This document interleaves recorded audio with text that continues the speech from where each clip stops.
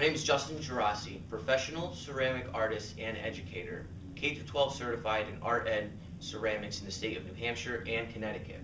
I started this Kickstarter project for a few reasons and a few reasons only. The main thing is I want to progress my ceramic education and knowledge of the business and the medium out to the masses. Currently where I'm sitting right now, this is not some high-end art gallery. It's downstairs in my mom's house in Plantsville, Connecticut.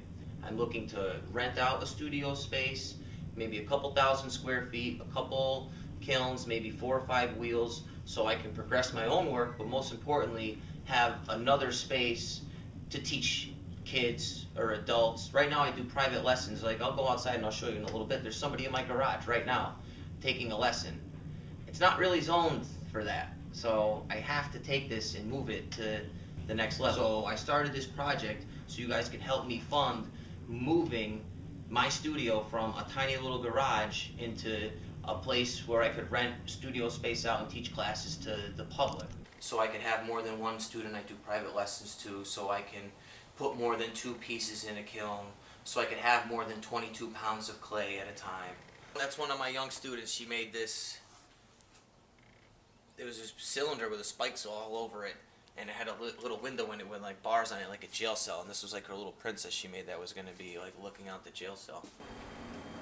Making ceramics on the wheel is not about brute strength, it's about efficiency. The thicker the clay gets from being pushed in so narrow. So then I can re-pinch this and make it into a neck. So each time it gets pushed in, it gets thicker and thicker. So I could push it in and do a little pinch.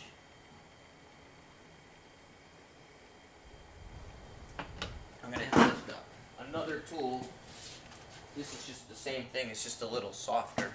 I'm going to let the wheel kind of do the work for me, and I'm just going to hit this down in a repetitious fashion with the wheel spinning. Normally I might measure, sometimes you don't have to measure. That's one of the best things about ceramics, is that it could be very intuitive. You know, you have some people that write down a ton of meticulous notes, and then there's other potters, they just fire their work, and however it comes out of the kiln, they read the information off it that way and then go. I just want you guys to know about this Kickstarter project I started from moving my tiny little studio in my mom's garage to a storefront professional location.